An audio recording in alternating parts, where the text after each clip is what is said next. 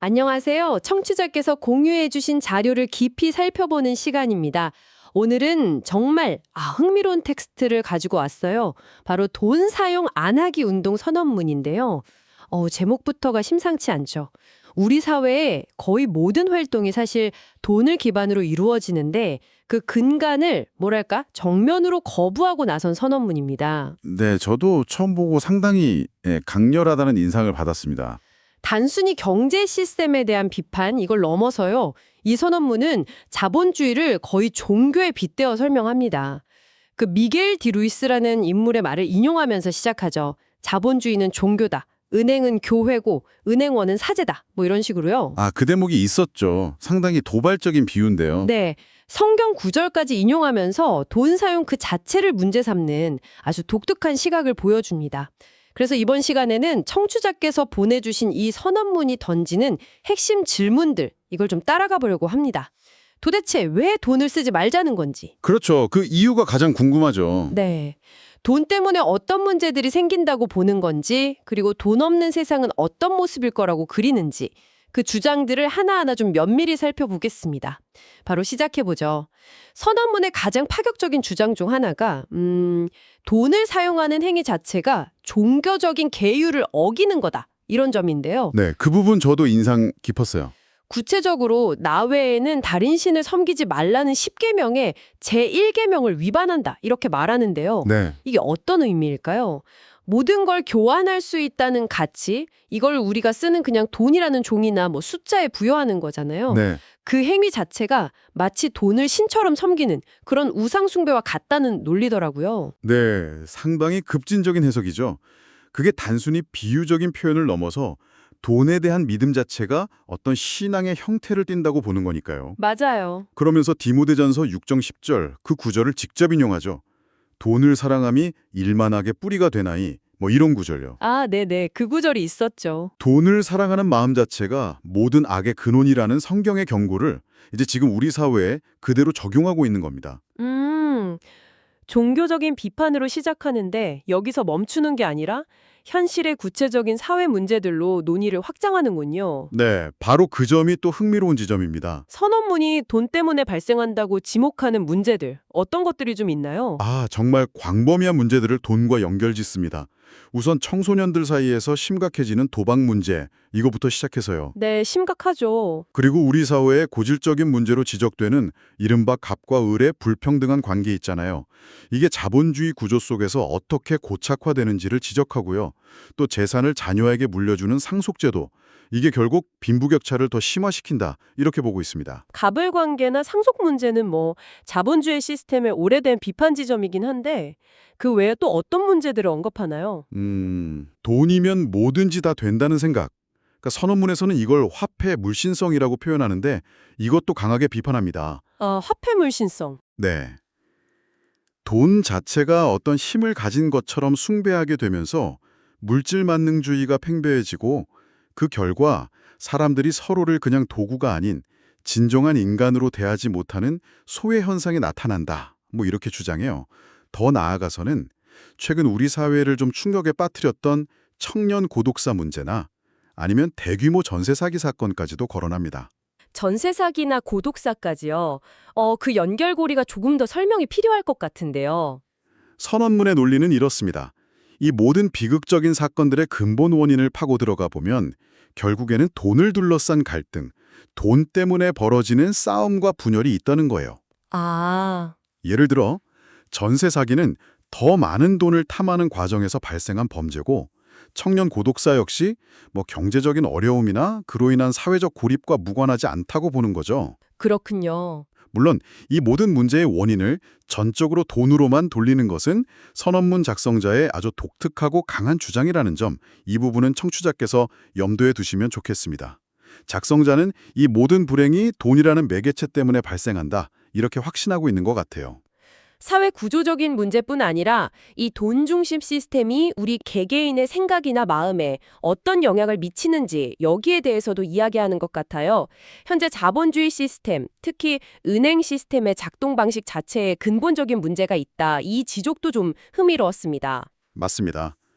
선언문은 현재 은행 시스템이 돈을 창조하고 또 대출을 통해 공급한 뒤에 이자와 함께 회수하는 과정에서요.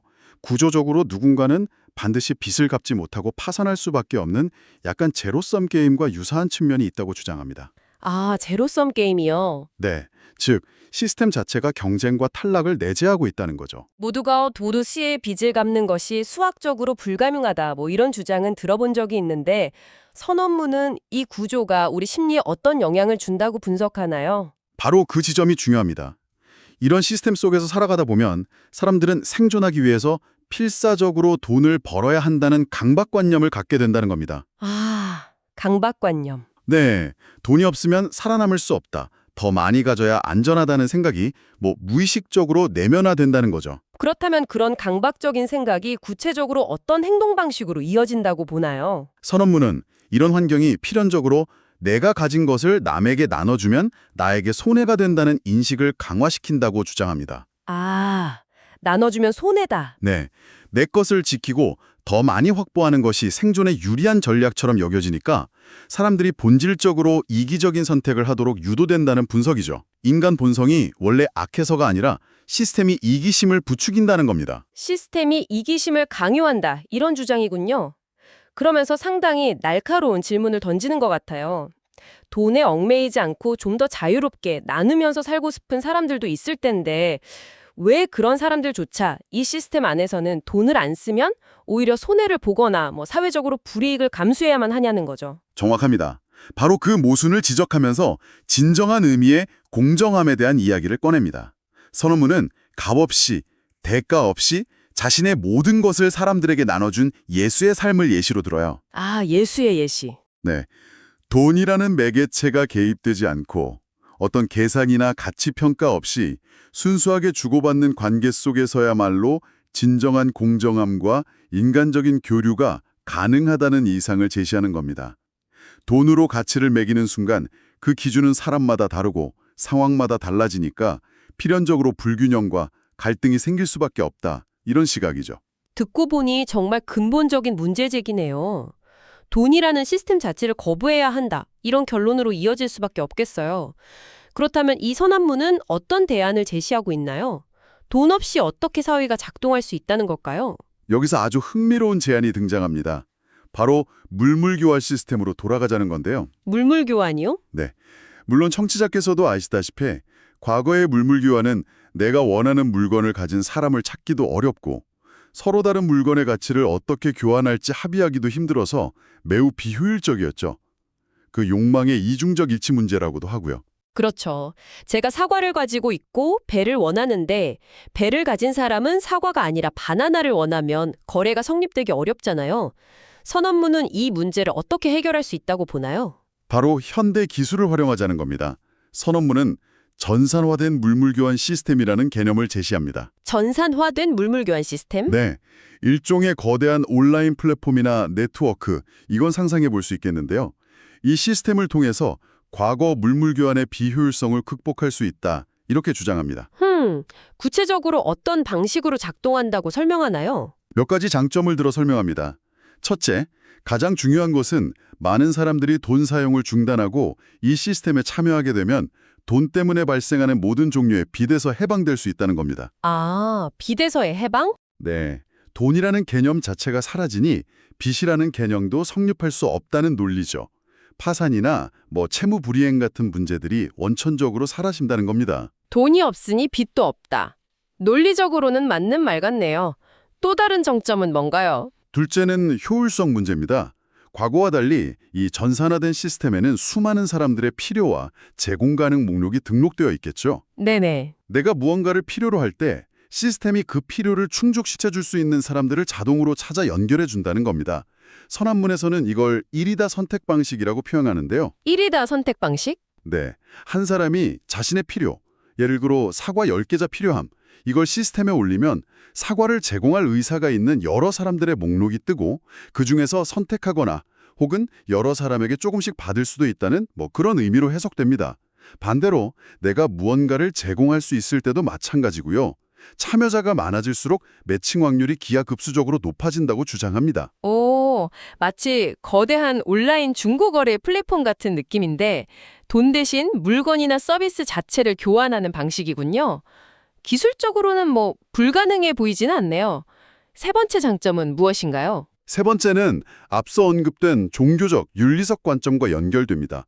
돈이 사라지면 빚도 사라지고 일만하게 뿌리라고 지목했던 돈을 사랑하는 마음, 즉 탐욕에서도 벗어날 수 있게 된다는 겁니다. 아, 다시 그쪽으로 연결되는군요. 네, 그렇게 되면 사람들은 물질적인 경쟁이나 계산적인 관계에서 벗어나서 서로 돕고 나누는 더 좋은 사람들, 더 인간적인 관계를 맺으면서 행복하게 살아갈 수 있는 사회가 될 것이다. 상당히 이상적인 비전을 제시합니다. 들어보면 단순히 경제 시스템을 바꾸자는 제안을 넘어서는 것 같아요.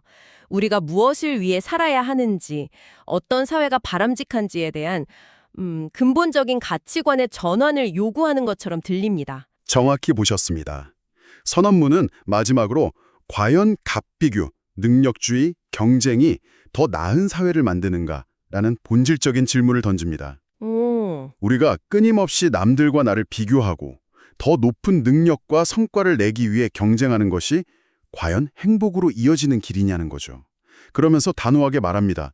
삶의 목적은 남보다 뛰어나다는 것을 증명하거나 과시하기 위함이 아니라고요. 경쟁이 아닌 다른 가치를 추구해야 한다는 거군요.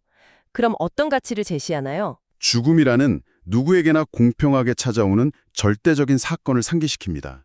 우리 모두는 결국 유한한 삶을 살다 가는 존재이고 이 세상은 잠시 머무는 곳과 같다는 거죠. 네. 그렇다면 그 과정에서 서로 싸우고 경쟁하기보다는 다른 사람들과 화목하게 지내고 좋은 기억들을 만들며 살아가는 것이 더 의미 있고 바람직한 삶의 모습 아니겠냐?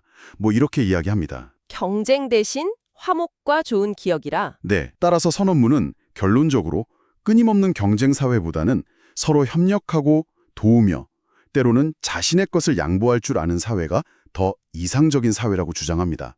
그리고 바로 돈 없는 사회, 이 전산화된 물물교환 시스템에 기반한 사회가 그러한 이상적인 협력 사회로 나아가는 구체적인 길이라고 제시하면서 마무리됩니다. 웹사이트 주소 같은 실천적인 내용도 언급되어 있는데 그 부분은 여기서 다루지는 않겠습니다. 오늘 청취자께서 보내주신 돈 사용 안 하기 운동 선언문을 통해 정말 기존의 상식을 뒤엎는 급진적인 주장들을 살펴봤습니다. 돈을 종교적 우상으로 간주하고 현대사회의 온갖 문제를 돈 탓으로 돌리면서 그 대안으로 기술에 기반한 물물교환 시스템을 통해 협력적인 사회를 만들자, 이런 제안까지 이어졌네요. 네, 상당히 도발적이면서도 한편으로는 우리가 너무나 당연하게 받아들이는 이 돈 중심의 시스템에 대해 근본적인 질문을 던지게 만드는 텍스트였습니다. 이 선언문은 돈이 유일한 가치 척도이자 교환 수단인 현재 상태에서 벗어나서 가치를 인식하고 교환하는 방식을 완전히 다르게 상상해 보도록 우리를 자극하는 힘이 있습니다. 그렇죠. 이 선언문에서 제시한 전산화된 물물교환 시스템이 현실적으로 가능한지, 또 어떤 예상치 못한 문제들이 발생할 수 있을지, 이런 걸 따져보는 것도 의미 있겠지만 그 자체보다 중요한 질문을 던지는 것 같아요. 맞습니다. 만약 돈이 가치를 측정하는 절대적인 기준이 아니라면 우리 사회와 공동체 안에서 가치란 무엇이고 그것을 어떻게 서로 인정하고 교환할 수 있을까? 돈을 넘어서는 다른 교환 방식, 다른 관계 맺기 방식은 무엇이 있을까? 이런 질문들이야말로 이 선언문이 우리에게 남기는 가장 흥미로운 숙제가 아닐까 싶습니다. 이 부분은 청취자께서 앞으로 스스로 더 깊이 탐구해 보실 만한 충분한 가치가 있는 질문이라고 생각합니다. 오늘 저희와 함께 이 특별한 선언문에 대한 깊이 있는 이야기에 동참해 주신 청취자께 감사드립니다.